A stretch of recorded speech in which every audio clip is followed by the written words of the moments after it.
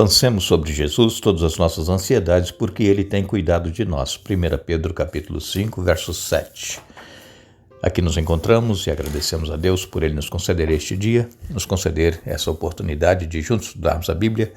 Agradecemos a todos vocês que estudam conosco, a todos que compartilham esses estudos com outras pessoas e também a vocês que são inscritos no canal Hora Tranquila no YouTube, que clicam no dedinho de joinha, e ainda a todos que nos escrevem dizendo de onde estão acompanhando. Mandamos aqui um alô especial para Nicélia Macari de Santana, também um alô especial para Nadeja Duran Ludovico, Edinalva Barreto, Josias Rodrigues, Isabel Ullman, Rivelino Silva, Nadir Cabral, Marcilene Dias Alves, um alô especial também para o Afrânio Arruda, Edil Vicente Pereira, Maria Eclesiaires, Marlene e Erildo Westphal, Ercina Becker, Lucidimar Histórica e todos os demais que nos escrevem, nós agradecemos e sempre mandaremos alô para vocês. Iremos orar.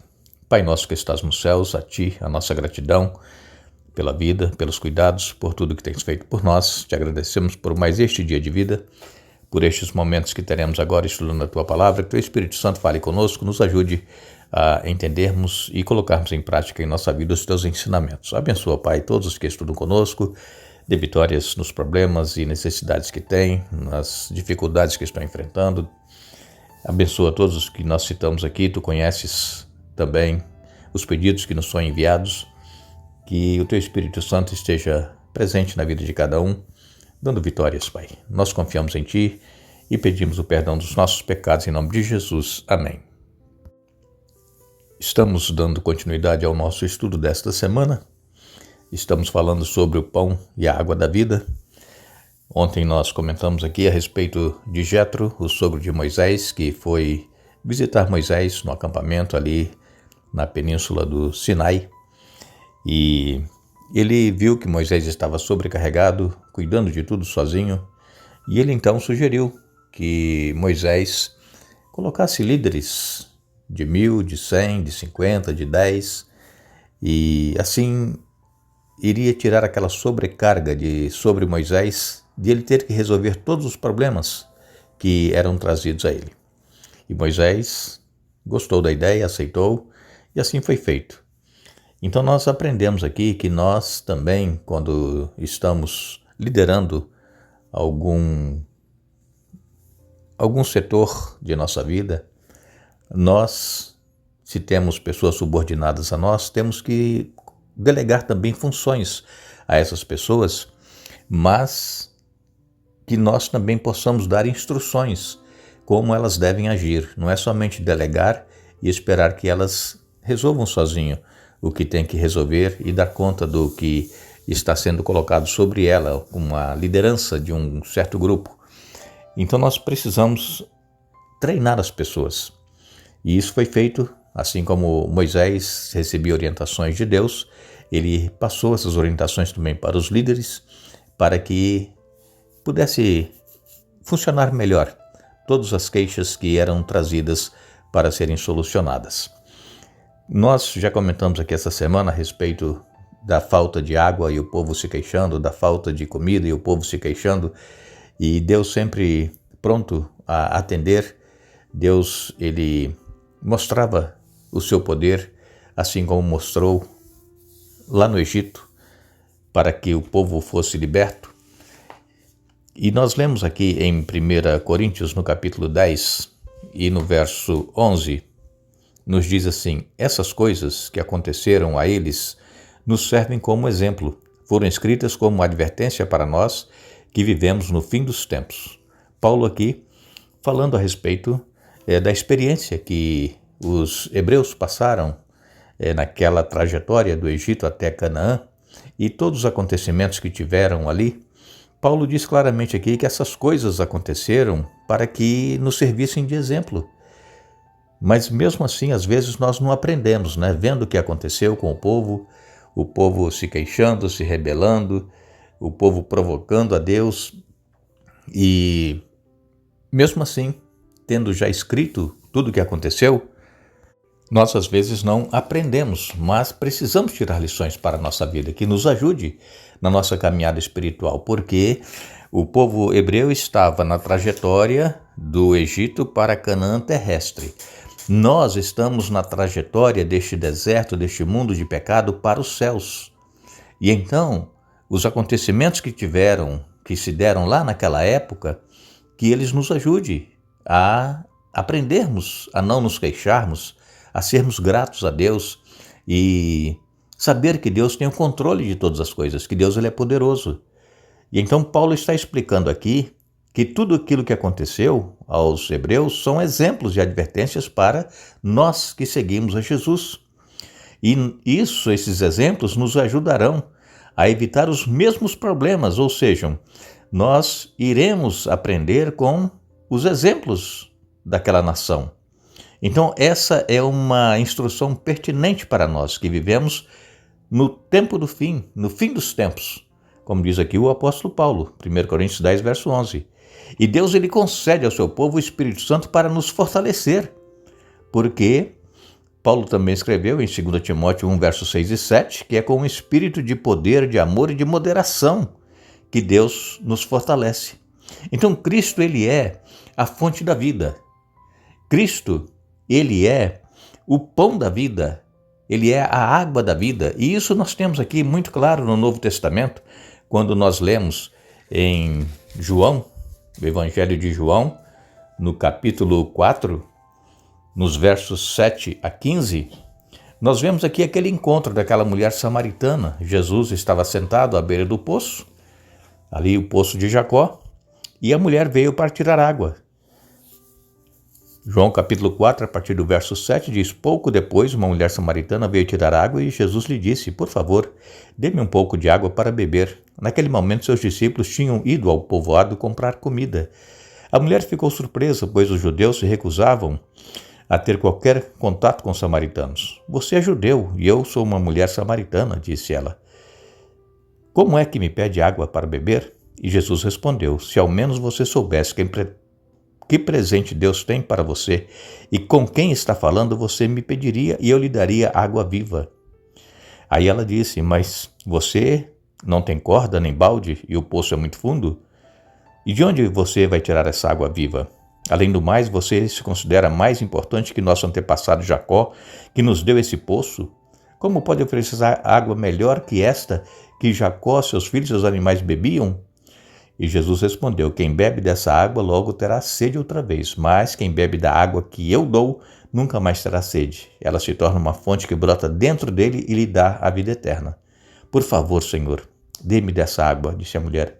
Assim eu nunca mais terei sede nem precisarei vir aqui para tirar água. Eu sei que a maioria de vocês conhece esse relato. Se você ainda não conhece muito bem, releia. Leia João capítulo 4. Todo o capítulo você vai encontrar aqui todo esse diálogo de Jesus com essa mulher. Ela foi tirar água física, água para beber, para matar a sede, para utilizar no dia a dia. E essa mulher sempre ia no horário mais quente do dia, porque ela era uma mulher de má reputação e ela não queria ser vista pelas pessoas. É um horário que ninguém ia ao poço buscar água. Esse poço ficava a quase 2 quilômetros de distância de onde ela morava.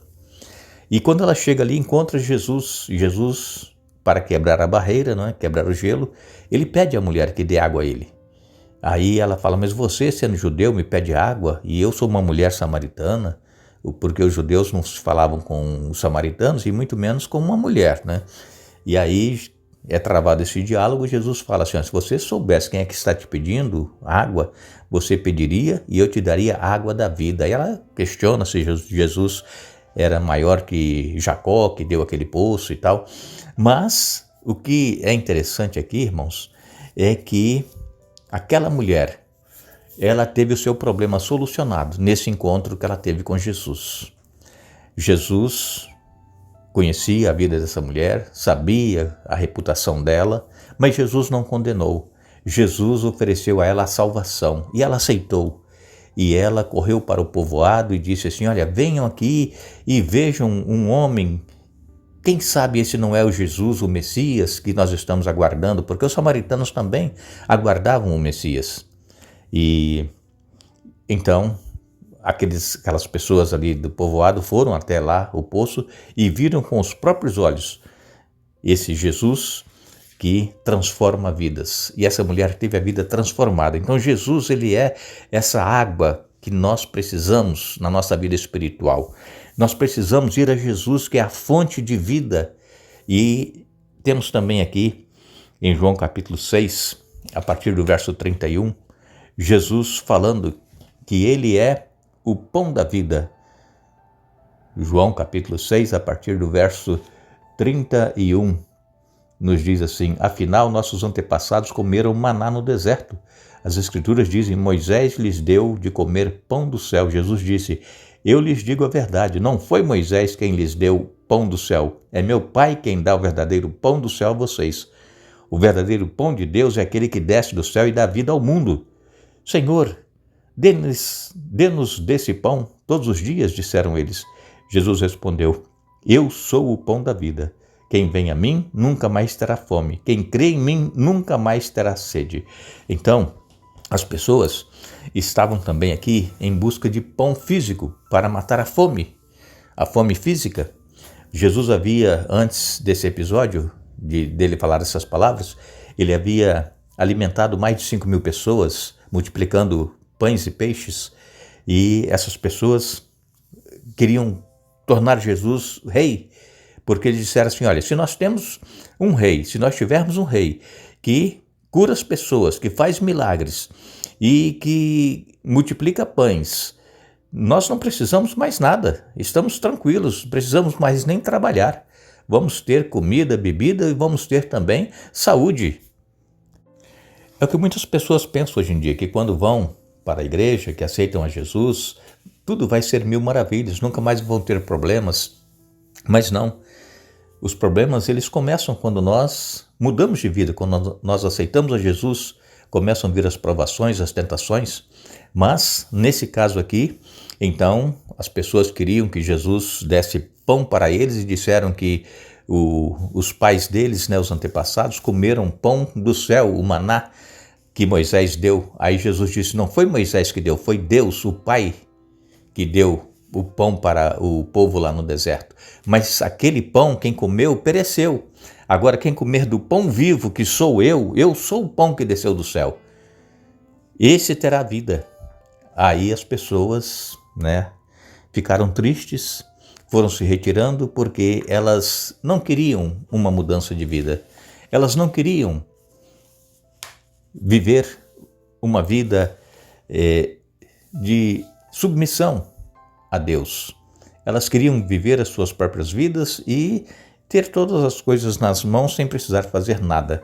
Mas Jesus aqui, ele diz: eu sou o pão do céu. E aí as pessoas, né, a maioria deles foram se retirando. E quem vem a mim, diz ele, jamais terá fome. Jesus aqui, ele, por 3 vezes nesse capítulo 6 de João, ele destaca que ele é o pão do céu, ele é o pão da vida. Assim como o maná no deserto era o pão do céu, a água da rocha era a dádiva de Cristo para saciar a sede de seu povo, além desses aspectos físicos, o pão e a água também tinham um significado espiritual, pois Jesus Cristo é o pão da vida e Jesus Cristo é a água da vida. Nós precisamos ir a esta fonte de água viva, nós precisamos ir nos alimentar deste pão espiritual todos os dias, para que a nossa sede espiritual e a nossa fome espiritual sejam saciados, mitigados pela presença de Jesus em nossa vida. Jesus está pronto a nos dar tudo aquilo que nós precisamos para sermos vencedores nessa luta contra o pecado. Mas para isso nós precisamos nos render a Ele, aceitá-lo em nossa vida e viver uma vida nova com Cristo. Que Deus nos abençoe, que Deus nos dê um bom dia. Retornaremos amanhã para concluir o estudo da semana, mas não nos esqueçamos. A Bíblia nos diz que a nossa pátria está nos céus, onde aguardamos um Salvador, o Senhor Jesus Cristo. Filipenses capítulo 3, verso 20. Que Deus nos abençoe.